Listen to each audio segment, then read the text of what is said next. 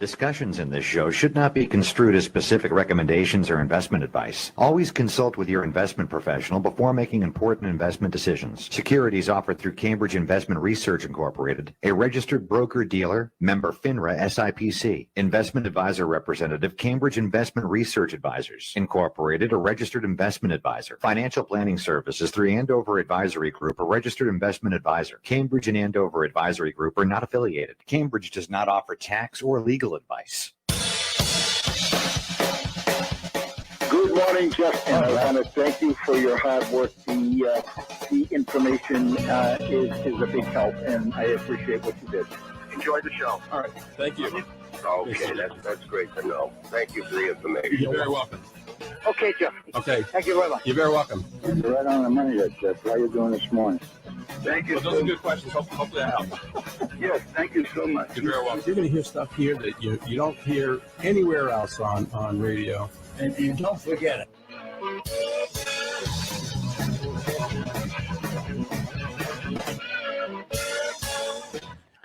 Good morning and welcome to another edition of Talk Money.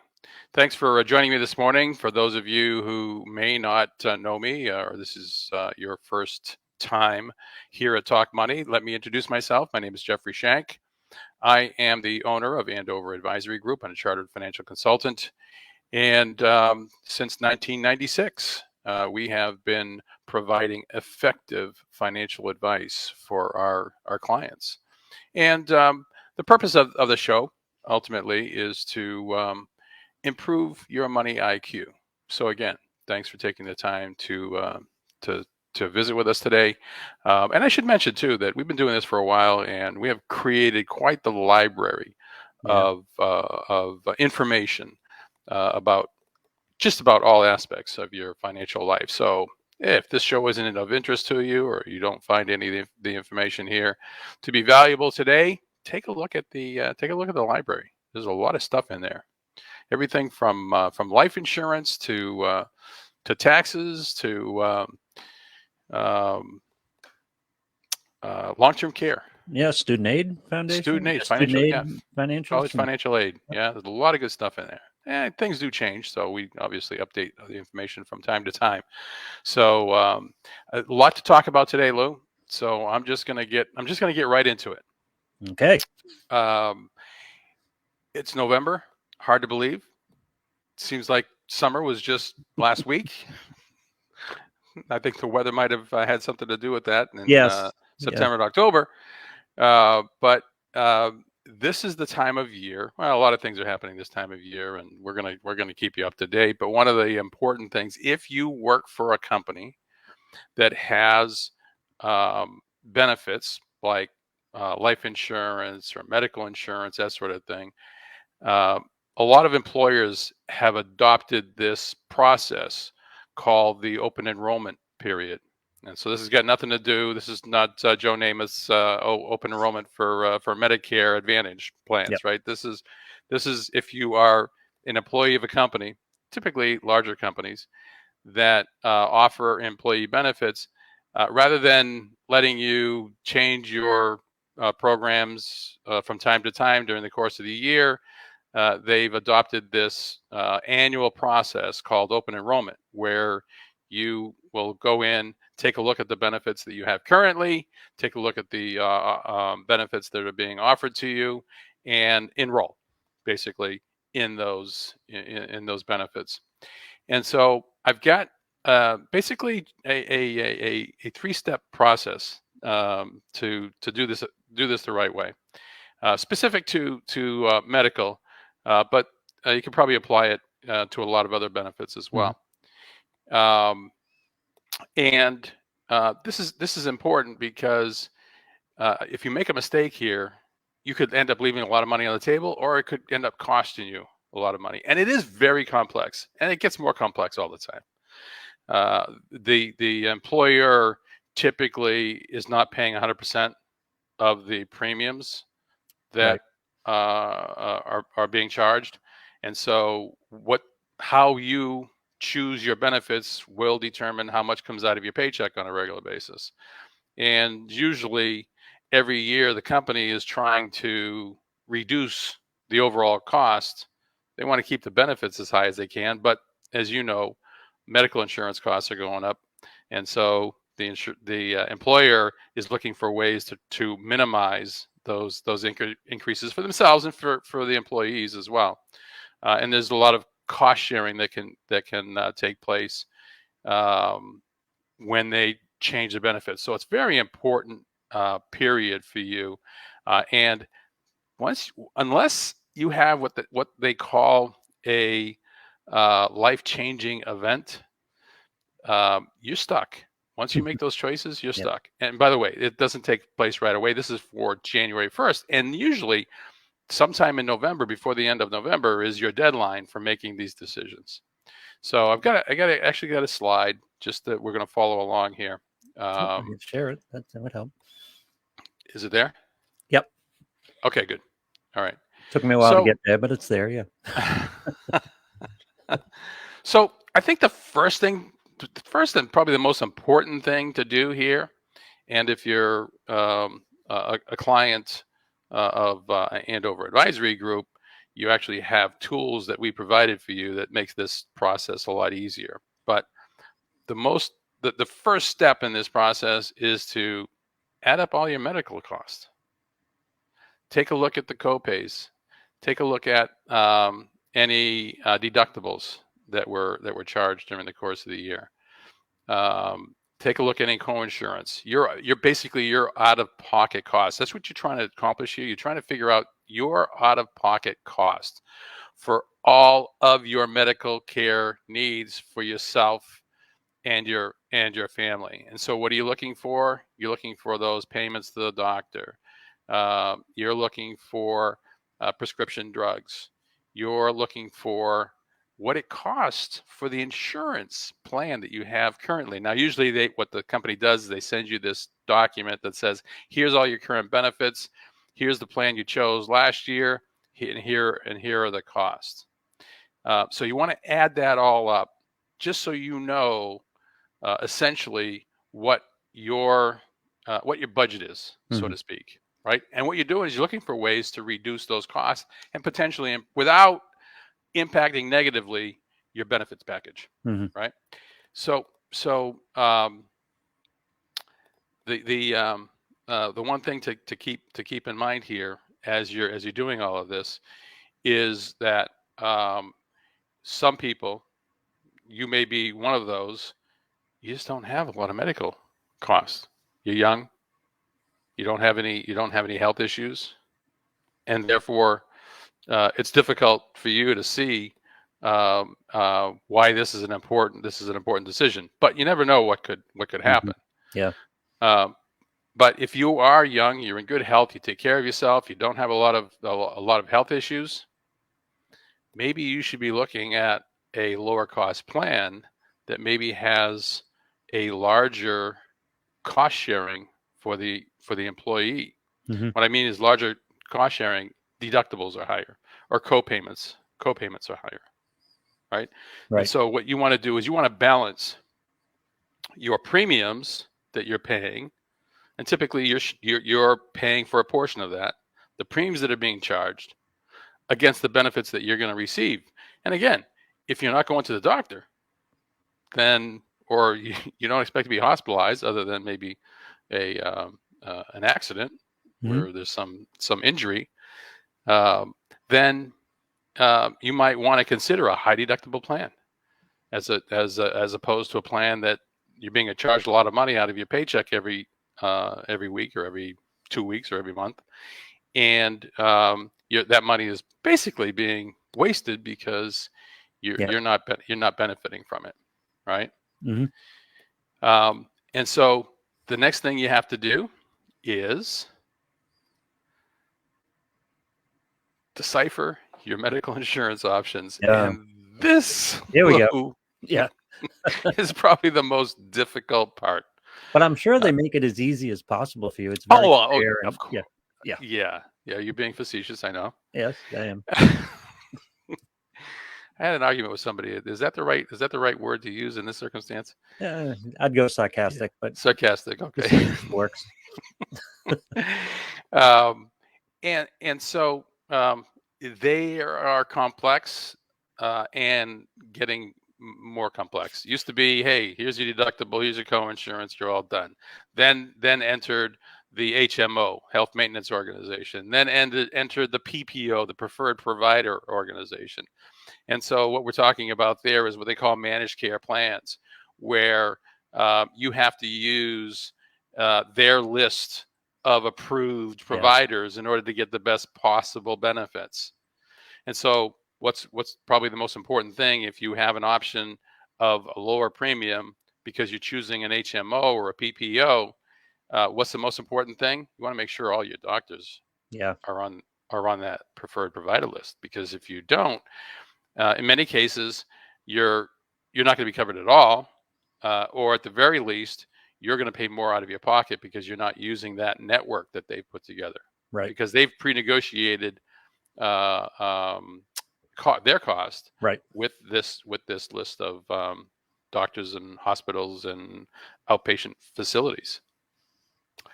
And so it can get complex, but number one, you want to make sure that all your providers are on that list, and you want to take a look at some of the benefits and make sure that there isn't something that is excluded under this new plan, keeping in mind that the Affordable Care Act actually mandates a lot of them. Mandates a lot of those benefits. So it's maybe less of an issue today than it was 20 years ago, but you still want to make sure that you're getting all the benefits that you would expect from your current plan. And if you know what, if you're happy with your current plan, maybe just check a box and say that worked out well last year.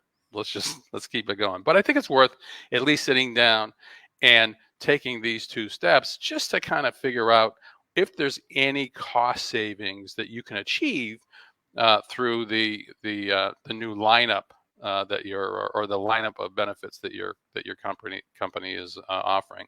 And of course, where you live is an important consideration, because a lot of times the employer's plan assumes that you are a resident of Massachusetts, for example, because it's a Massachusetts employer.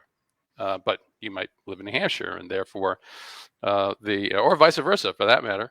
And you might find that the hospitals and doctors that are available to you just wouldn't be convenient at the very least, right? And maybe not be the best as well.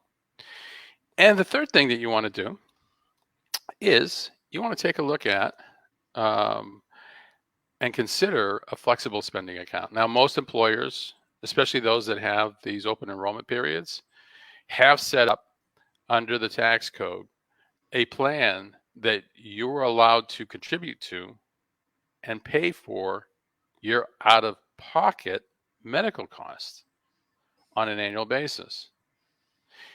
The advantage of this is that the money that you put in is considered pre-tax. In other words, it's not subject to federal, and if you're a resident of Massachusetts, not subject to Massachusetts income tax as well. And most importantly, when you are reimbursed from the plan for those out-of-pocket expenses, it is not a taxable event.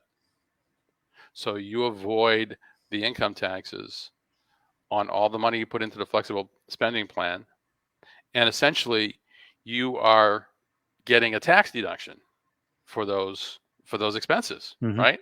Yep. And most people, for a lot of reasons, one, because of certain floors that you have to reach in order to deduct your medical expenses, and the fact that they changed the itemized or the standard deduction to be a lot higher than it was before. A lot of people can't benefit from, even though it is a deductible expense, they don't benefit from that deduction because it doesn't exceed the standard deduction. Right. So here's a way that you can essentially deduct those medical expenses, those out-of-pocket costs, and without having to itemize on your personal income tax return. So even if you're making the standard deduction, you can get a deduction for your medical costs through this method. On top of it. Yeah. Correct. Yep. Now, here's the thing. You have to make a decision during open enrollment as to how much money you want to put in. You can't write a check and put the money in. Has to be payroll deducted from your paycheck on a regular basis. And this isn't available in a non-payroll situation, like self-employed, things like that. What you would be talking about in that situation, Lou, is what they call a health savings account. Mm-hmm. It works similarly, not exactly the same, but a health savings account can only be established if you have a high deductible health insurance plan. So if you've got an HMO that's covering everything, you can't have a health savings account. I know we went over this a couple episodes, but what happens in the event, especially in this case, we're taking it out of payroll, that your flexible spending account has a pretty good balance in there that you're probably not going to use, and you may want to take some money out of there or do something with some of that money. If you don't use it by, I think it's April of the following year, Mm-hmm. you lose it. Lose it? Correct. Lose it? Yeah, that's the way, I'll double check on that, Lou. That's the way it was. I don't know if there's been any modifications to that, but perhaps your reaction is the reaction that a lot of other people had, and they might have changed that rule. Yeah. But I believe that's still in place. So here's the thing: you want to be careful. You want to take advantage of it, but you don't want to put so much money in it that you're not going to use it. Right. Right. Because then it becomes a potential problem. Yeah. One more. Go ahead. No, that's a potential problem. Yeah. Yeah, that's a potential problem. Yeah. Yeah. So why? So go back to step number one, add up your medical care costs, your out-of-pocket costs. If you know that, and you can anticipate a similar expense in the upcoming year, well, then it's a lot easier decision to make. Right. But if you don't do that, you're flying by the seat of your pants. And one more thing about flexible spending accounts, Lou, is that they're not subject to payroll taxes in general. So you don't pay Social Security taxes or Medicare taxes on those contributions you put into the flexible spending account, which makes it better than a health savings account. Yeah. Or even deducting it on your income tax return. That's a significant difference, sure. Yes. So it's pretty substantial. Let's say that you're in a 30% federal and state marginal tax bracket, easy to do, and then another 7.5%. So you're looking at almost 40 cents on the dollar you're saving by putting money into the flexible spending account that you're going to use. That's a great benefit. Yeah. Oh, and by the way, you can use it for a lot of things that other than just deductibles and co-insurance. I was going to ask what kind of costs are covered, because there are a lot of gray area type of costs. Prescriptions, I assume, are covered. Dental, vision. Oh, yeah, a lot of stuff that may or may not be covered by your employer's plan. You can use it. Did I mention prescriptions? I think I did, but yes. Yeah. And there's some over the counter stuff that you can use it for. It's limited, but potentially you reimburse yourself for those non-prescription drugs as well. Okay. But be careful. Make sure that you know what and this just occurred to me. A lot of plan providers of flexible savings accounts, what they do is they give you a so you can actually use it to pay instead of paying out of pocket. Oh. And then reimbursing yourself out of the plan and finding out it's not covered. Yep. You can actually just use the debit card to pay for it. I like it. But makes it a lot easier. Yep. Yeah. So again, Lou, it's November.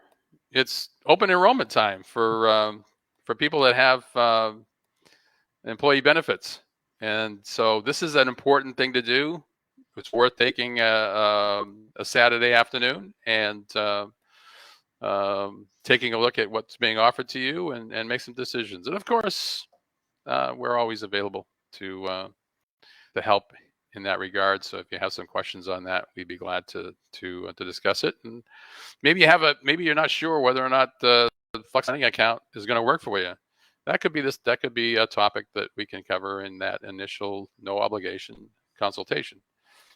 To do that, simply pick up the phone, give us a call, 877-475-2062. Send us an email. We can have an initial meeting. I'm finding, Lou, I don't know if it's me or just conditioning now. Those initial meetings that we're having with potential new clients, they're happening on Zoom. Yeah. Well, we're all used to it. Yeah, I'm not advertising for Zoom, but Yep. that seems to be the standard these days. Kind of have to, and it's convenient for people. And again, they have all their paperwork at home. They don't have to run into problems if they don't have a piece of paperwork that you need to help them make a decision. Yeah, exactly. Yeah. Plus, they're more comfortable. They can fit it into their schedule, less travel. Yeah, it makes it a lot easier, especially those after hours meetings that take place. So we probably should take a quick break, Lou. I don't know if you know, but if you've heard the infrastructure bill Past the House, right? passed the House of Representatives. I don't know. I didn't hear, but I'm assuming that the president couldn't wait to get it signed. So I'm guessing that's all done. If it isn't, I'm sure it'll happen in a short period of time. And so I just wanted to talk a little bit about the national debt. Cool. Because Yeah. Well, I was looking That's at this. still a thing.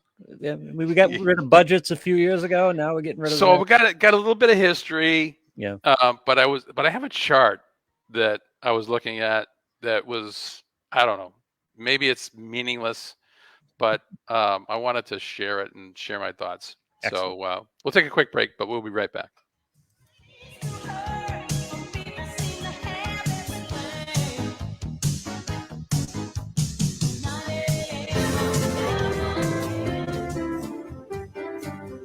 Whether you're saving money for your children's education, preparing for retirement, or deciding on the right life insurance plan, you can count on the professionals at Andover Advisory Group. Established in 1996, our company is responsible for providing financial planning services to individuals seeking sound financial advice. We create a comprehensive financial plan that serves as a framework for organizing the pieces of your financial life so that you can focus on your goals and understand what it takes to reach them. And a financial plan can help you prioritize. For example, how saving for college might impact your ability to save for your retirement. Having a clear perspective will allow you to pick the right strategies and confidently choose suitable products and services. Best of all, you'll have the peace of mind that comes from knowing that your financial life is on track. Call us at 978-691-5005 to book your free initial consultation. That's 978-691-5005. Hi, this is Jeffrey Shank, a chartered financial consultant and the host of the Talk Money Show. I've been helping my clients for more than 30 years, and now I'm going to help you. Join us to learn about the financial issues that concern you the most. You'll hear from the experts on a range of topics, get some great ideas, and it's all designed to help you make more out of your money. So tune in to Talk Money right here on Eagle News Radio.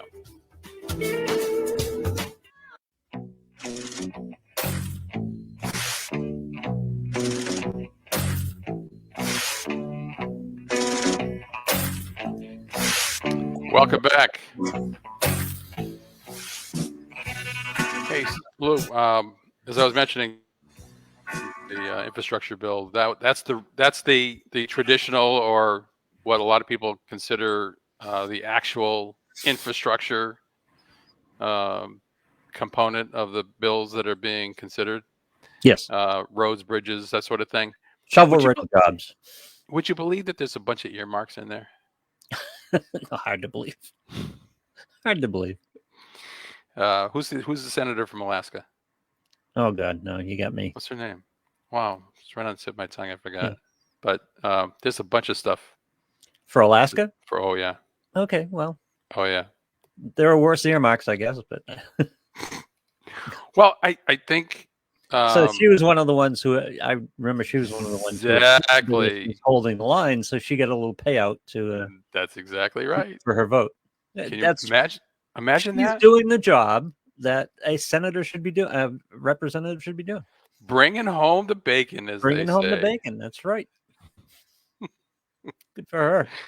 We could use a Yeah. little more infrastructure here in Massachusetts. So, sorry, there's a little problem in my system over here. Yep. It's distracting me just for a second. But so I thought we'd just take a few minutes today and just talk about the national debt. Mhm. And I was looking at a chart. It's not up yet. But I had some thoughts. Totally irrelevant, really, to the political issue. But just to give people some background here, right? So we averted a crisis at the end of September, beginning of October. Right. The Treasury Secretary, President was saying that the world was going to end if we didn't raise the debt ceiling. Right. And they were having a tough time getting it through because Republicans in the Senate were basically blocking it. Said, "No, we're not signing on to this at all." Let me ask you this: would you, as a business practice, would you suggest that somebody hire people to run your company for 4 years, but they can use the company credit card or take as many loans as possible that extend beyond those 4 years? That actually can go on as long as they want. They can spend as much money as they want. All they're worried about is the 4 years and maybe getting the job for an additional 4 years. So I understand what you're saying, and certainly in business you wouldn't do that, but Because you need a long-term strategy, right? But if people don't care about the long-term strategy and only care about the short-term horizon, you run into problems. You run into cash flow problems. when was the last time that there was any fiscal responsibility in the federal government? The Clinton administration. The second Well, half of the Clinton administration. Well, it was the Clinton. You're right. It was the Clinton administration, but it wasn't the administration that was No, being it was fiscally Congress. conservative. It was Congress that was right. Exactly. It was Newt. Yeah. Newt Right. held the exactly. line. Newt Gingrich Right. held the line. Right. And they started doing some long-term planning. Yeah. And they said, "Hey, look, why don't we just spend what we get and see what we can do? Let's see if we can make that work." What a concept. Right. Yeah. What a concept. And so we've had deficit spending since 2002, I think. Consistently since 2002. That's a long time. Yep. And At so times, at times more than $1 trillion. and let me just say, Lou, that raising the debt ceiling is a bipartisan Oh, yes. process. Okay. As it I has mean- been since 2002, we've changed Congress, we've changed the White Right. House. Just keeps Nothing's going. changed. They just keep spending more money. They keep coming up with reasons. They keep finding reasons and excuses for just spending more and more money. Right. Right. And so the latest is this human infrastructure, the Build Back Better agenda of the president. I don't know. Started out at $3 trillion. I don't know what it's going to be when it finally gets voted on, if it ever gets voted on. But So let me ask you this as well. If you were sitting at the kitchen table with Debbie and a spending proposal came up that was a year's worth of salary, we're going to spend a year's worth of the money we make because the budget is essentially what, 3.4 trillion, 3.5 trillion? yeah. Yeah, we don't do I think budgets so. anymore. Yeah, but Yeah, no, I think so. I think you're right. I think that's the number. so let's spend as much as we make in a year. That would be an intense discussion, right? That would be something you would consider strongly Yes. before you cut the Yes. check for a year's worth of salary. Yes. But Congress doesn't work that way, It doesn't work that right? way. Yep. So, do you know when the debt limit was first established? The debt limit? Yep. I don't. We didn't have a debt limit until 1917, 1917. Okay. World War One. Mhm. Okay. And since then It's has funny been 'cause raised. Wars can get costly. Yeah, I think that's the reason why. Yeah. Well, I don't know. Why would you put a debt limit? On don't a know, I think- war. Well, my guess is I don't know for sure. We have to ask our history teacher, but I think what it was they were they could only spend the amount of money that they took in. Yeah. Therefore, they had to give themselves a credit card, Yeah. right? Yeah. And so that happened in 1917. And since then, the limit itself has been raised 100 times. Yeah. Usually with no conflict. Oh, well, yeah. Depending on your definition of conflict, yes. Well, in 2011, that's when things This- started to. This became a bigger issue, right? There's always a lot of weeping and moaning. I don't know about conflict, but there's always a lot of weeping and moaning. Right. And so before this Mostly recent because crisis, the squeaky wheel gets the grease, like this congresswoman from Alaska found out. Murkowski. Yeah, just thought of it. Murkowski, right. There you go. Thank you. Yeah, Murkowski. Yeah. So prior to this most recent crisis, they actually suspended the debt limit. Okay. They said no debt limit. Yep. We can spend, but they didn't say that you could borrow more money, or that you couldn't borrow more money. They just said we're not gonna have that. So imagine if your lender said, "Have at it." Yep. We're not gonna put any limitations on the amount of money you can borrow. Right. That's essentially what they did. That expired in August. That was kind of like the pay-go rules, where you had to pay for all of your bills, find a way to pay for your own bills until it became inconvenient. And they said, "Oh, we're not going to Convenient, follow right? that." Exactly. Yeah. Yeah. And so that expired in August, and because of the August of this year, August of this year, Mhm. It was a 2-year suspension. And so because of all the spending, because of the pandemic and everything, they said, "Look, we're going to have to do something." And so they couldn't come to a consensus on what to do with regard to the debt limit. So what they did, at the end of September, beginning of October, they essentially passed, with the help of Republicans in the Senate, a temporary increase Mhm. of $480 billion. Yep. To get us through until, guess when, Lou? Oh, I don't know when. December 3rd. Less than a month away. We're gonna be revisiting this debt limit So that issue. basically put it off for for a month, $500 billion for a month. Yeah, a month and a half, basically. Middle of October. So when they added it, yeah. And so here's the thing, and I don't know if this is accurate or not, but the way it was being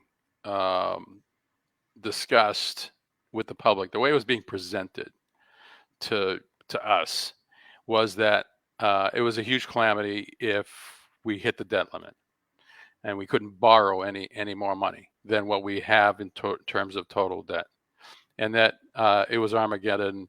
The country was going to go into financial collapse. The markets were going to crash. Yep. You wouldn't get your Social Security checks.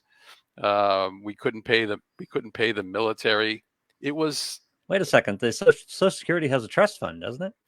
It does, Lou. That money is put aside. It is, Lou. It shouldn't be challenged or threatened. You would think so, wouldn't you? Yeah. So why were they saying that we wouldn't be able to make those Social Security payments? Yeah. I think they're trying to put pressure on Congress to do something. Yeah. I think that's what it was. Yeah. And so I'm not sure. I don't know if that is the case, that they would have to suspend your Social Security payments. Maybe it's because there would be a government shutdown, and somehow they wouldn't be able to send out all the checks that people no longer get because they get direct deposit. I think for the most part, there's one person who's running that program.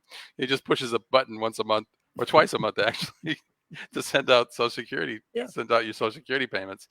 So I think it was a lot of hype in order to get people's attention so that they could start calling their congressperson. Yes. But I could be wrong. It could, if we hit the debt limit and we can't borrow any money, maybe it could be a calamity.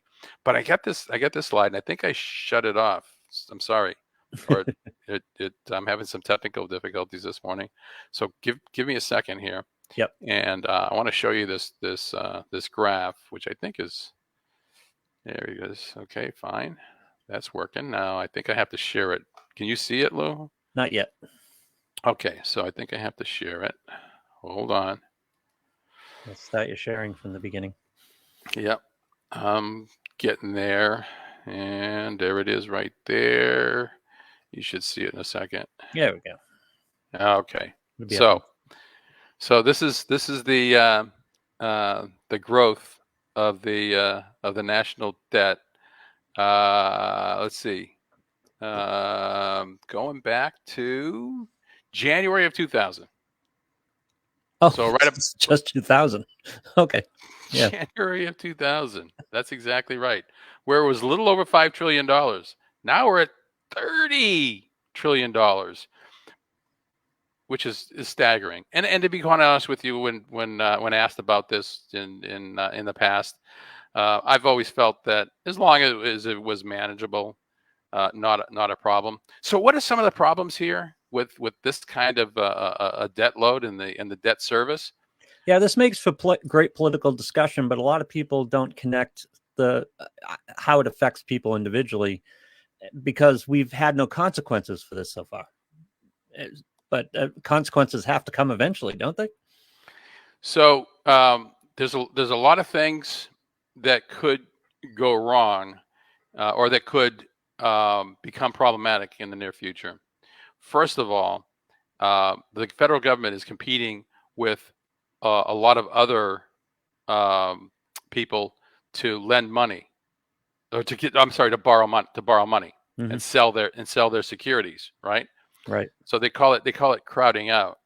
And so if I'm a commercial entity and I'm trying to sell my bonds, borrow money essentially from investors, and the government is willing to borrow money and guarantee that the repayment and the interest, whereas a commercial entity, I can't necessarily do that. Well, I can, but if I go bankrupt, then you're out of luck, right? And so what ends up happening is interest rates have to go up. So I have to pay you a higher rate of interest in order to give you more convince return you. for your investment to Right. be competitive. Yeah. Right. Yeah. Exactly. And so so there's the supply and demand effect that's going on here, and the larger the supply, if the demand doesn't go up with it, yields start to go up. And so we've benefited during this time period from very low interest rates, starting in 2000, right, with the dot-com crash and the decline in interest rates and the intervention from the Federal Reserve. But eventually that's going to change. And why that's important is that the debt service, the amount of money that we're paying in interest on this national debt, it's going to start to go up. Right. And it's going to become a larger and larger portion of our overall budget, to the point where maybe it becomes so consuming that something has to change. And that is, I think, the one thing that is being overlooked by all the policymakers. Because eventually, this debt, if it's not going to get paid back, has to be rolled over into new debt that's going to be issued at much higher interest rates than it has in the past. See, there's the problem, because that word you used, eventually, is in the estimation of most politicians beyond their lifespan, certainly beyond their political lifespan. That's a good point. Yeah, it's a good point, Lou. Yeah, nobody's doing any long-term planning. You're absolutely correct. They're looking at today, the next 2 months, the next year, the next election. Right. Yep. So 30 years down the road for most of these, for most of Congress and certainly the president, is of no consequence to them. Good point. Yeah. Good point. And that's a shame. Yeah. But I was looking at this chart, and we've talked about this before. We've talked about the way the stock market behaves, and what causes crashes. And I can say that in the past, the actual event that ultimately causes the markets to react negatively is different. In 2000, it was the enthusiasm around .coms. In 2008, it was real estate and the bad debt that was being issued on those on that real estate. Right. But the one thing that is typically common in all of those events that ultimately put downward pressure on the markets is debt, borrowing. Yeah. Borrowing other people's money to make investments. And if you look at this chart, this looks a little bit like what the stock market has done since 2000. True. And again, I have no idea whether or not there's a correlation here, or that this is there's any cause and effect at some point. But I wonder if this is our next debt problem that is going to cause. But correct me if I'm wrong. The difference here is you mentioned the dot-com bubble, the financial crisis, subprime lending, things like that. That was borrowing from a finite source of money. In other words, the system would collapse at a certain point. We have not demonstrated that the governmental system is going to collapse at any point, or at least that's what a lot of not people. Not saying that it's going to collapse, or Yeah. that U.S. bonds, or that we'll default necessarily. Although they do have a deadline, December 3rd, to figure this out. And maybe I used the wrong word when I said the one thing in common in all of those declines, those crashes, going back to 1929, actually. Instead of saying debt, I should have said leverage. Oh, I in other see. words, Yep. Not using your own money, not using cash, or if you're using your own money, you borrowed that money to make the investment. And where there is leverage, there's higher risk. Right. And so what's happening here, looking at this chart, is that we're using leverage to boost the economy, essentially. Yeah. Right? Yep. And so what happens when this leverage goes away? What happens when this leverage gets to be too expensive? What's going to happen to economic growth? What's going to happen to the markets? I don't know. Maybe I'm raising an issue that's not an issue. But I looked at it and I said, maybe this is the potential problem that will eventually put a slow down the markets. Well, no one's looking that far. Everyone's looking to the midterms, 2022. That's what everyone's looking at. Yeah, they don't care, and it's not their money. Think about it. Right. It's not their money. Yep. That's the real difference here. And some people that are making the decision. Yep. As long as there's an unlimited source. Yeah, as long as Senator Murkowski gets her bridge and highway money. Yep. Right. She's good. She's good with it. Let me guess. She's a little. I don't know offhand, but I'm guessing she's a little bit deep into her 6-year term. I'm guessing. I'm guessing she has less than 3 or 4 years left. And so you think that might affect her decision making? In other words, she needs to bring home the bacon in order to get reelected? Yes. Yeah. Yeah, probably so. Yeah. Yeah. Probably so. All right, so there's a political component here, but there's also a financial component. And I think it's something that we need to be aware of, and we'll keep updating you because beginning of next month they're going to have to make a decision. We'll see what happens. My guess is they're going to find a way to raise the debt ceiling even more. But the thing about the market is it not? Correct me if I'm wrong. Is that you wouldn't necessarily have to have a problem happening with this government borrowing. There would have to be the whisper of a problem. There would have to be the market would have to think that there's a potential change coming. It wouldn't even need to be a reality. That is correct, Lou. And I think that ultimately the effect is higher interest rates. Yeah. Right. So as long as we continue to the do Fed this, has held the line. So as soon as they give at all, that might signal to the market that, we got a problem coming up here. Which, by the way, they announced that they're going to start tapering. Yeah. Yeah. I missed the live conference last week. I missed your live tweeting of the live conference last week.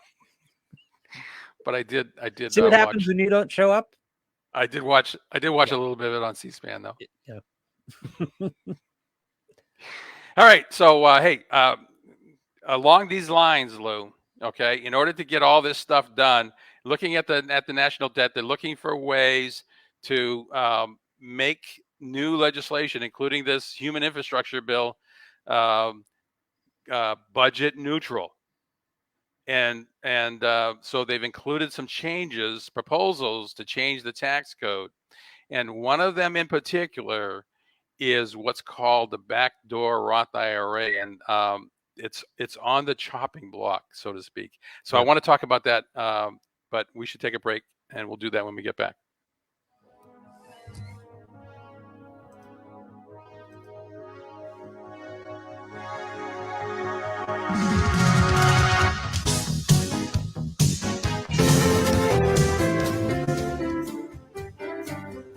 Whether you're saving money for your children's education, preparing for retirement, or deciding on the right life insurance plan, you can count on the professionals at Andover Advisory Group.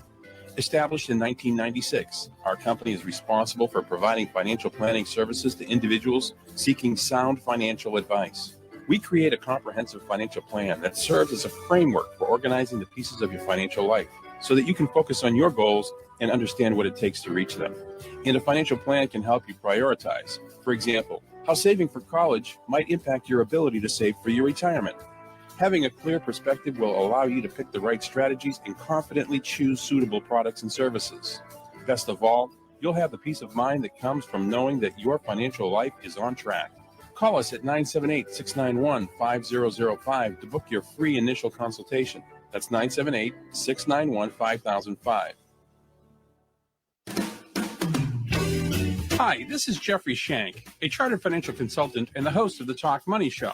I've been helping my clients for more than 30 years, and now I'm going to help you. Join us to learn about the financial issues that concern you the most. You'll hear from the experts on a range of topics, get some great ideas, and it's all designed to help you make more out of your money. So tune in to Talk Money right here on Eagle News Radio.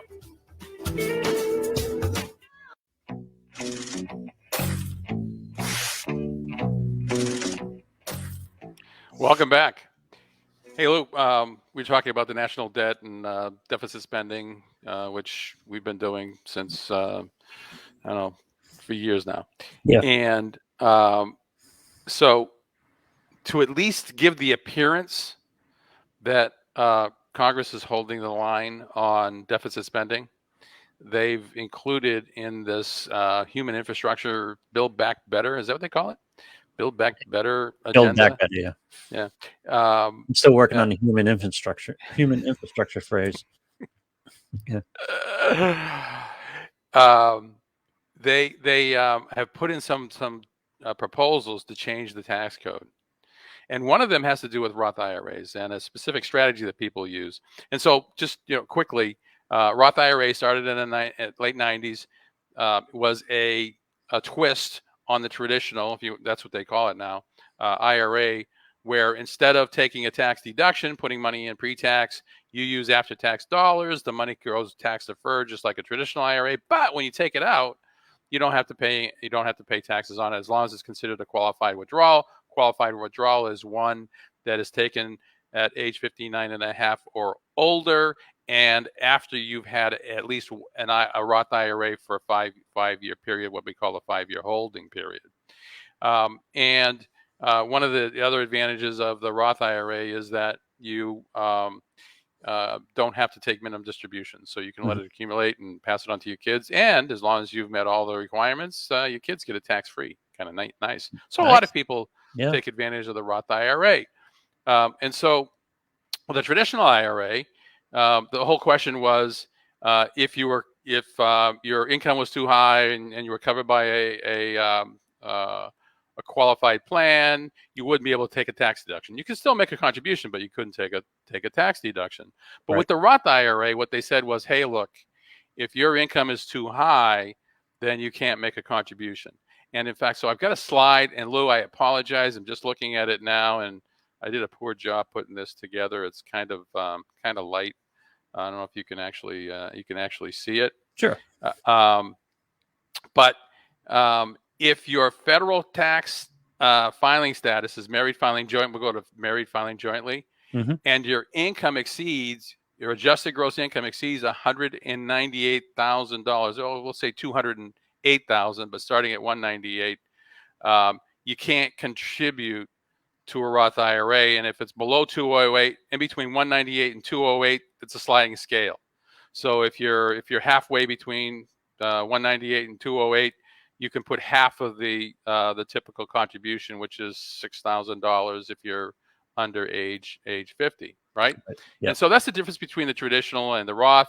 They put a restriction of making a contribution. But at the same time they created the Roth, they gave people the ability to convert their existing IRA assets to a Roth IRA, which created this strategy that we recognized early on, where you could make a contribution to a traditional IRA, a non-deductible contribution, right? Because your income exceeded the limits, you couldn't deduct it, Right. and then convert that account to a Roth IRA. Mhm. Even if your income exceeded those limits, there was no limit on the amount of money you could make and still make a conversion from a traditional to a Roth IRA. Yeah. The so-called backdoor Roth IRA. Big loophole. Yeah. Yeah, I don't like to use that word. Well, Exploiting an opportunity in the tax code, which, by the way, the IRS recognizes, and as long as you do it right, you're fine. Yep. So the caveat here is very important, Lou. You can't convert traditional IRAs to Roth IRAs in isolation. That is to say that you have to look at all of your IRA accounts, and if you have a combination of non-deductible contributions and deductible contributions, you have to prorate the amounts that you're converting. So let's say that you had one IRA account that was you did get a tax deduction on it, and you converted it to a Roth IRA, which normally would expose it to taxes, but because you never took a deduction, no big deal. That's the ideal backdoor Roth IRA conversion, right? Yep. You can't do that without considering all of your other IRA accounts. And so if you've got $10,000 in your traditional IRA that's non-deductible, and you got $90,000 of money that was deductible and tax deferred, well, then you can only take, if you convert 10,000, then only 10% of that conversion is going to be exempt from income taxes. I see. Yeah. So this works best if you don't have any other IRA assets,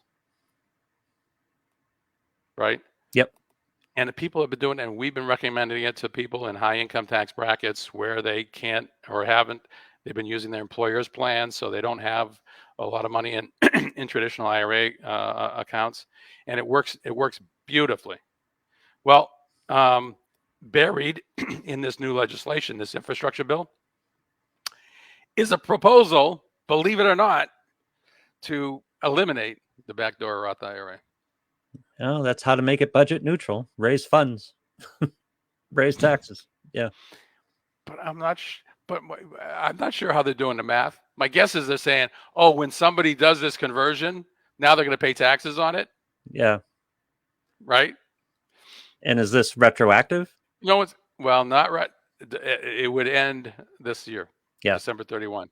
So right. If you haven't done this in the past, and you think it might be an opportunity for you, and this might be the last year you can do it, you probably should consider it. All right. So how did they score this? Because at the point where they end this, it's going to end, right?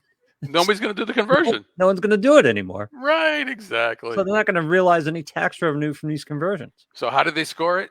CBO, Lou, scores it exactly the way they're told to score it. Yeah, exactly. They just do the number crunching. Yep. That's all. Yep.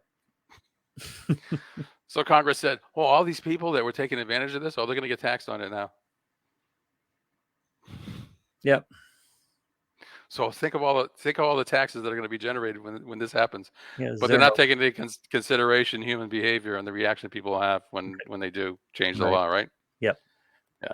So, hey, that's this week's Talk Money tip. See, I always said if I won't use one part or the other. If the government was running your store and you said you needed to double your revenues, they'd just double your prices. thinking there'd be no consequence for Right, it. exactly. There you go. That's Problem the way they solved. run. That's the way they run things. Problem solved. Yeah. All we have to do is just raise the prices. Just double the Yeah. prices with double Yeah, our business will revenue. be great after that. There's no effect on consumer, or there's no effect on behavior at all. We double. Right, the price. exactly. Yep. All right, so that's this week's Talk Money tip. If you're not sure if you can do this or if it makes sense, and let's say that you do have money in other IRA accounts and you're saying, well, I wouldn't qualify for this, there is a strategy to deal with that as well. And so I would suggest that you give us a call and set up that initial consultation. We'd be glad to go through that with you and see if it makes sense for you. And they can call the number above or Jeff at talkmoneyradio.com. Excellent. Hey, Lou, looks like we're out of time. Yep. We'll be back next week, same time here on Talk Money. Remember, in the meantime, good sound advice is much better than advice that just sounds good. We'll see you. Thanks, Lou.